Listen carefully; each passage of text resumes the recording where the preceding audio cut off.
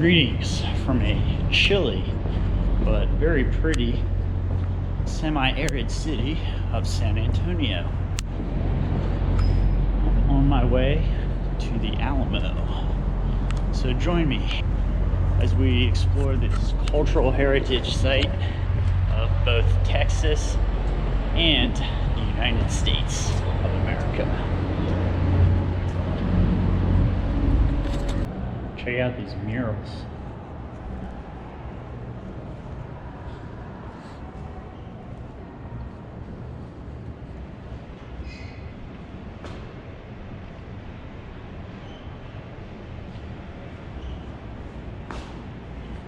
Cool.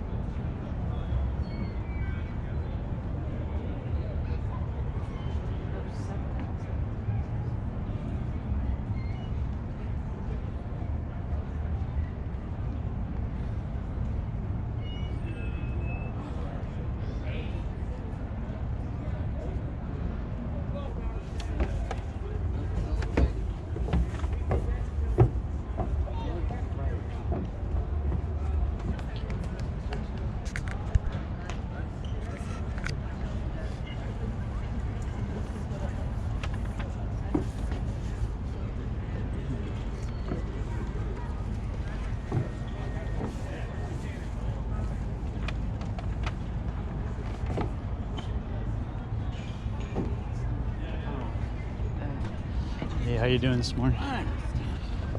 Cold out here. A little cold, yeah. All right. I'm assuming these are authentic Replicas. Yeah. They're made in Italy. Made in Italy? Yep. Oh, wow. Petrocelli does a great job, yeah. Yeah, they We're look... going to shoot these at 11:30 right out front here. Oh, for real? We'll be three of us shooting, yeah. Very cool. We'll be shooting muskets. Were these flintlock or? Yeah. They were? Yeah. Okay. Yeah. They had developed the cap lock by this time of this battle, 1836, but the caps were just too hard to get. Okay. Plenty of flint. Just from the location Yeah, being so far out west at the time? Yeah, there's a frontier. Gotcha. It's a Mexican state, and it's a frontier, and you had to go to New Orleans to get the caps and stuff. Oh, wow. Okay. Awesome. Shoot. Awesome. They explained how to load them and fire them and a little history of the whole thing. So they're actually going to fire those flintlock muskets at 11:30. Probably blanks, but that'll be pretty cool, actually.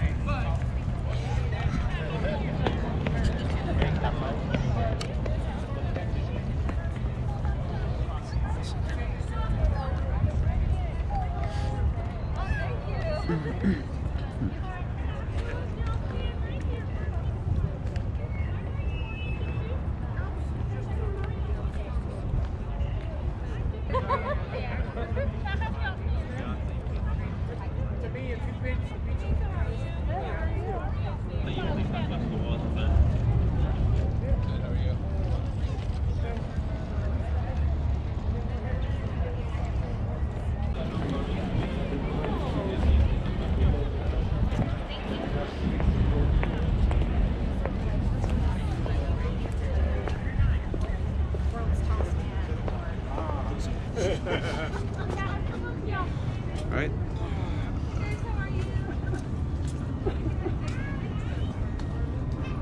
I think they just changed it from Okay. 12 to like nowish. Yeah. It's like I got to town a little bit earlier than I thought I would. I got it. Good to go? Yeah. Cool. Just a heads up though, there's no photos or videos inside, and then we asked that you not touch the walls inside as well. Okay. Yep. All right. Very good. Thanks, man.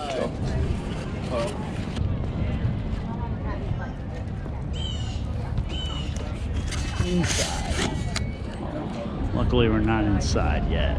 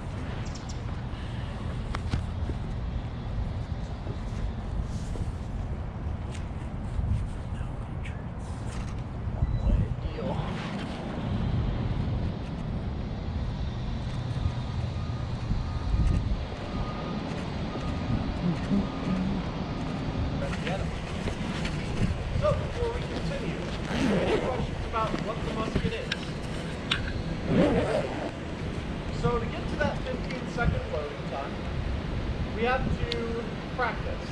Now, there are 12 steps needed to load the musket. So practice, or drill as it's called, would be done step by step to help make you memorize. It's like, you have to be here 2 days to do that whole ritual. Go read it.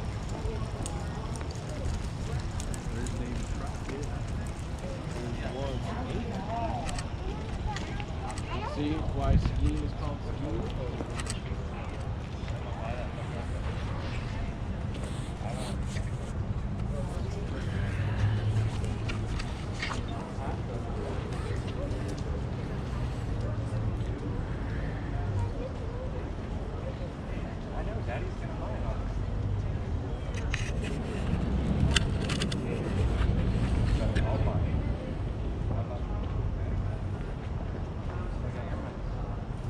Who's that guy right there, guys?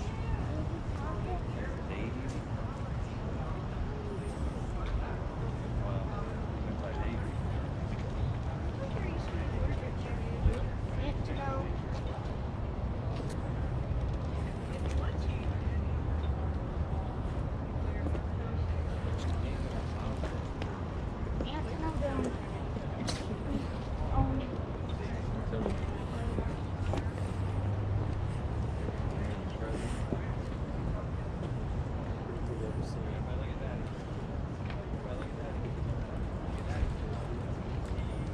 One of these guys, they came out here to they're like, I'm going to Texas. Back then, they just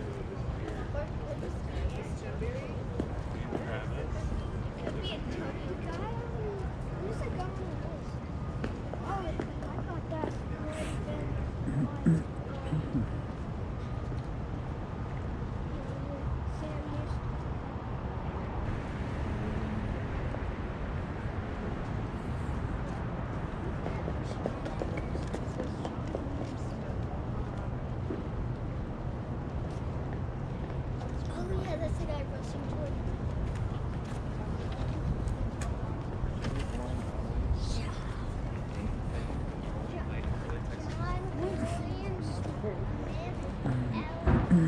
He was mayor of San Antonio.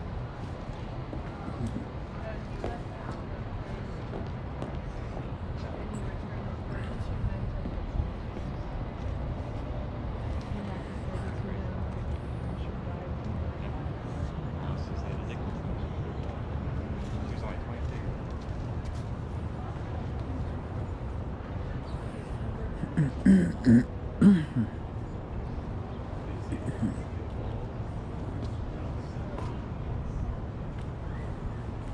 Levi.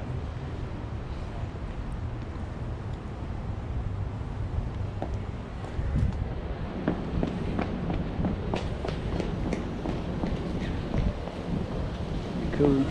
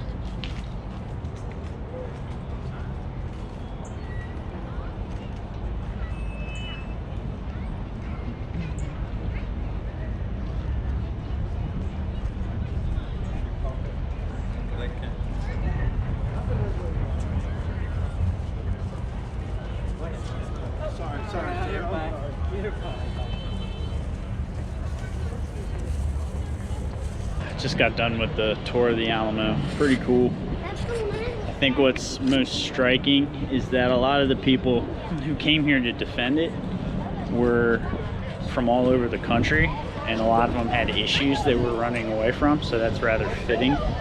But they were fiercely independent and hated authority. Something that needs to be taught in schools present day, I feel like, because they don't teach that anymore. It's suck authority's boot in present day, which could explain why states like Texas are so anti-government. But yeah, here's the outside wall.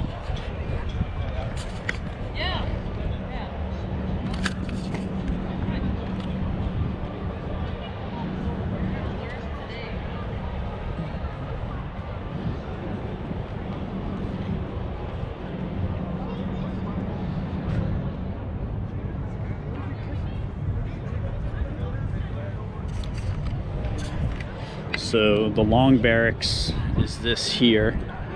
This is the actual church itself, which is the first place you go in. This is the outside, right? So it's actually a very small structure. It's not very big. And what they used to defend the Alamo was actually more this area here. So it would be this wall here. And this wall is actually the barracks wall. And then further down there was a smaller wall which they poked their heads over to shoot.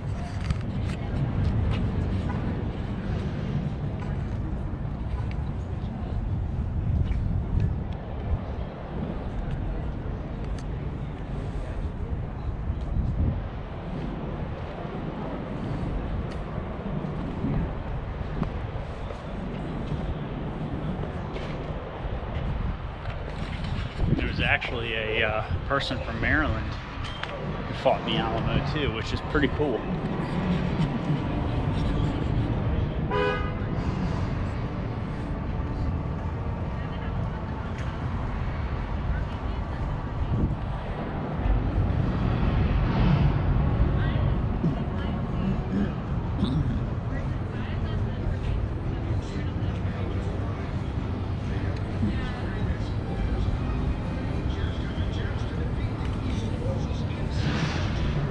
Pretty inspiring story. It's a bunch of people who just didn't want to be told what to do. And they thought that Mexico was overstepping their boundaries.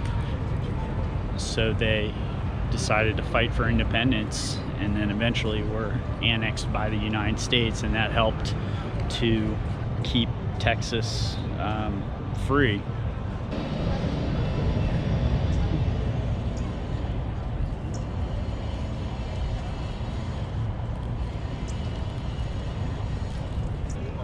Basically handheld cannons.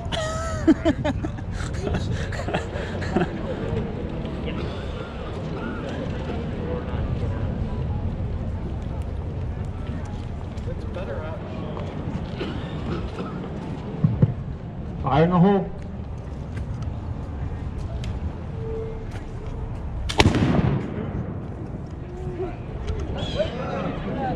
Down there.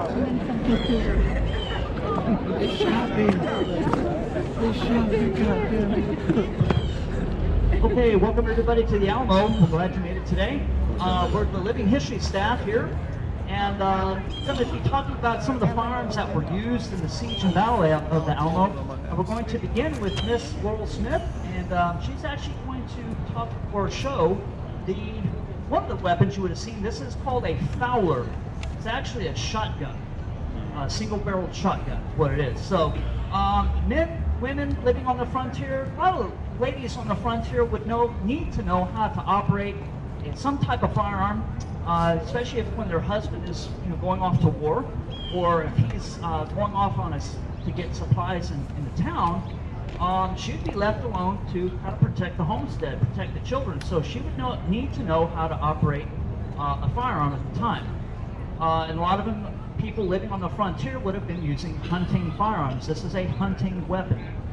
And of course it could be used against armies as well. So, but it's a Fowler, so it's not rifled. It's a smoothbore barrel, so she can shoot solid ball out of it, buckshot out of it as well, primarily, because again, it's a hunting weapon. So, the thing is, firearms at this time are muzzle loaded. So when loading weapons, the powder and ball had to be driven down the barrel, so that could take a little time. And Miss Laurel Smith is going to demonstrate that for you right now. I'm going to pop off a couple of rounds. And like I said, this is something that ladies on the frontier would need to know. And a lot of ladies were not married, by the way, as well, so if they were single women living on the frontier, again, something they would have to know.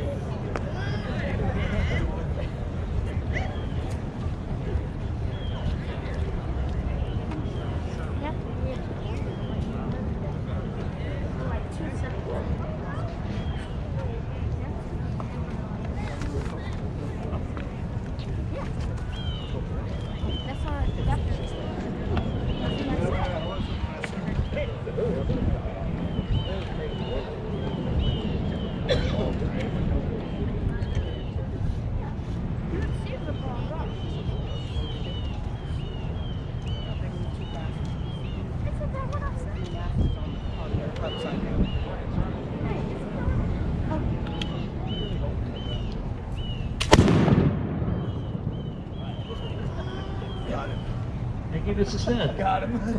Representing the women of the frontier. And again, folks, you would have seen that type of weapon used here as well. So that's the thing. The men of the Alamo Garrison would have had all types of firearms: muskets, rifles, Fowlers, double-barreled shotguns, pistols, artillery. They had everything. The issue here is you don't have enough men. So, but of the firearms, the most common you would see used here is the smoothbore musket. Okay. Now this is a soldier's firearm that we're using.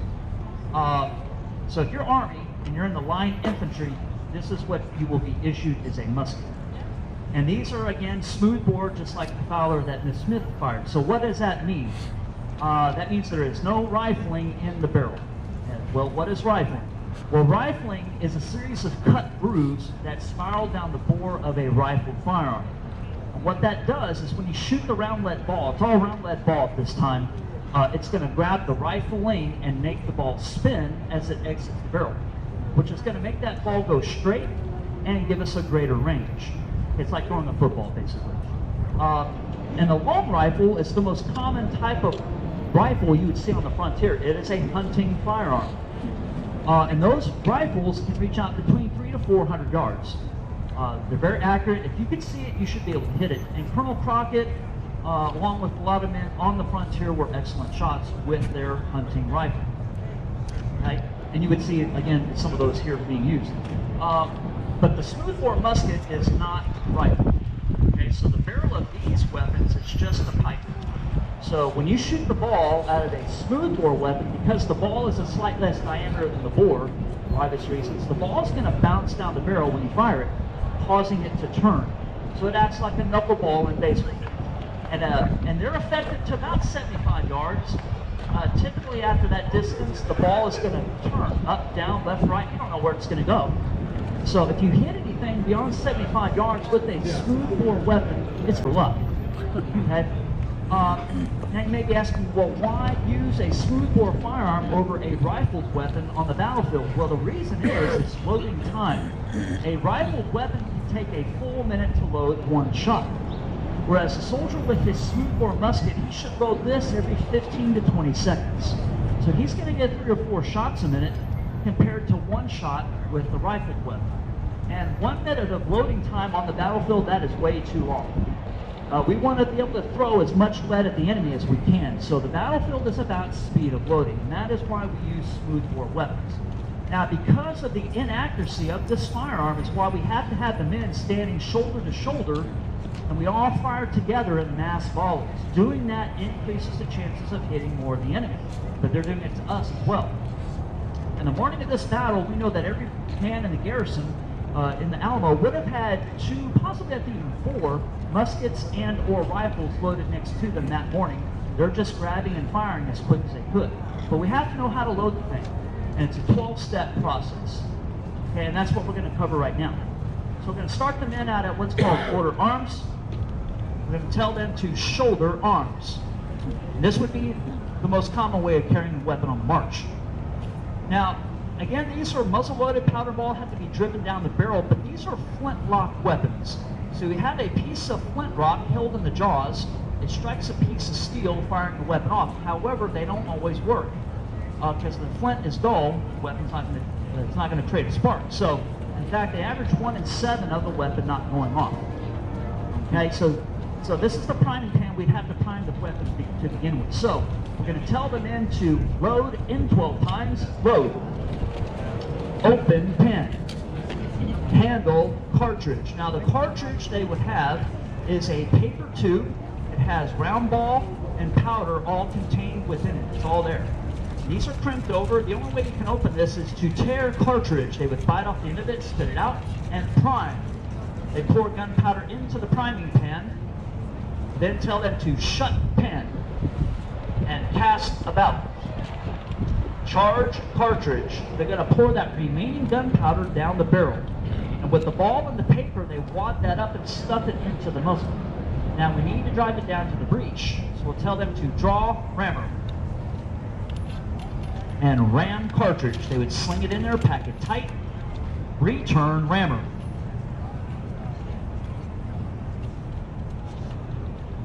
We then tell them to shoulder arms. Now, once they bring the firearm up to the left shoulder, that tells the officer that they're loaded and ready to go.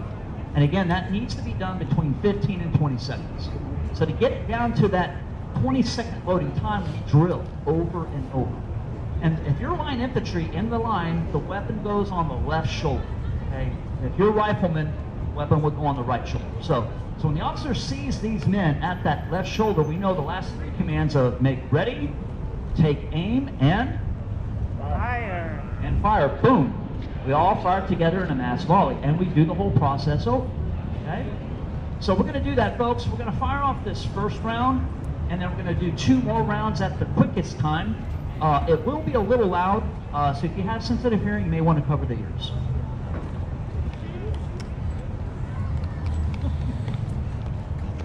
I'll at least be able to hear when I'm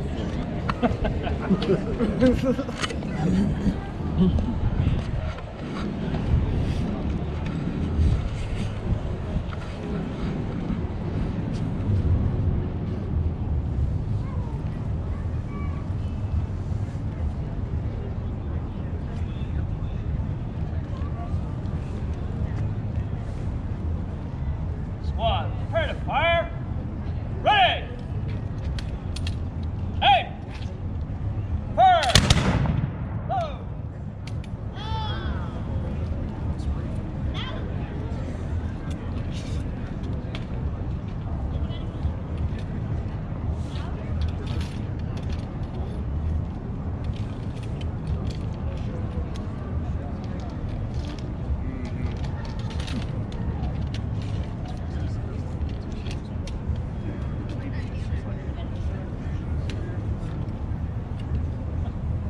There's fire. Ready. Aim. Fire. Whoa.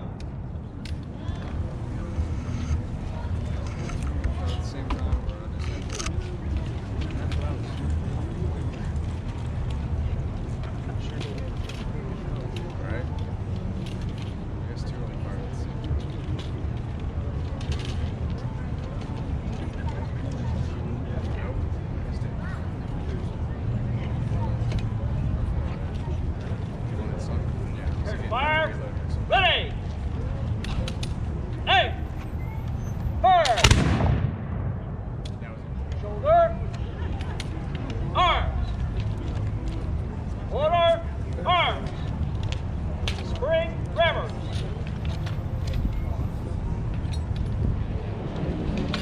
Clear.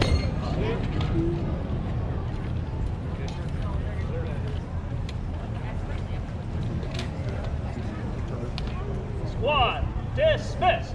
Huzzah!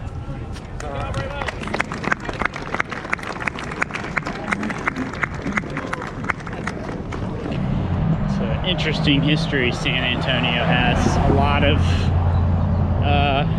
stories about kidnappings of people and Native Americans and